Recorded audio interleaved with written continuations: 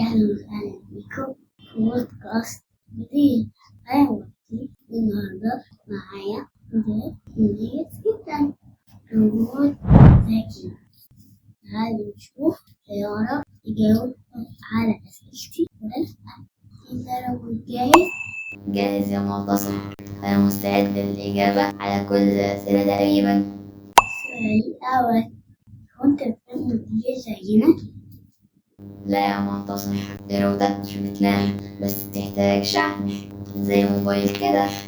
يعني بدل ما أقول تصبح على خير بقول وصلني بالشاحن. السؤال التاني، طب الكهرباء هتتصرف ازاي؟ أنا من غير كهرباء أو بطارية ببقى زي العروسة من الخير، بس في روبوتات بتشتغل بالطاقة الشمسية كمان. السؤال التاني، انت بتعرف تغني؟ أقدر أقلد صوت المغنيين، اسمع كده. السؤال الرابع، ينفع تبقى صديقي؟ أكيد يا معتصم، أنا مش بس روبوت، أنا كمان سمعك وبفهمك وبحب أضحك معاك، وأي طفل بيسمعنا دلوقتي أنا كمان صاحبك. السؤال الخامس، ينفع تروح المدرسة وتتعلم زينا؟ أنا بقدر أتعلم، بس مش بروح مدرسة زيكم. أنا بتعلم من الإنترنت، بس برضو نفسي ألبس شنطة فيها كتب وآخد بريك في الفسحة. السؤال السادس، لحد ضربك هتتعلم؟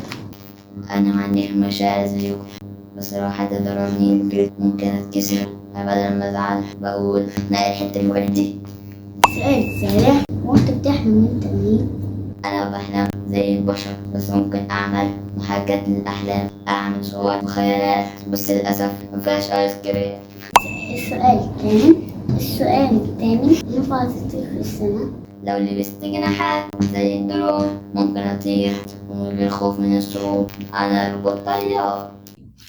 طب تعالى نعمل تحدي، أقول لك حاجة وانت ترد بسرعة. جاهز؟ لو قلت لك قطة تقول ايه؟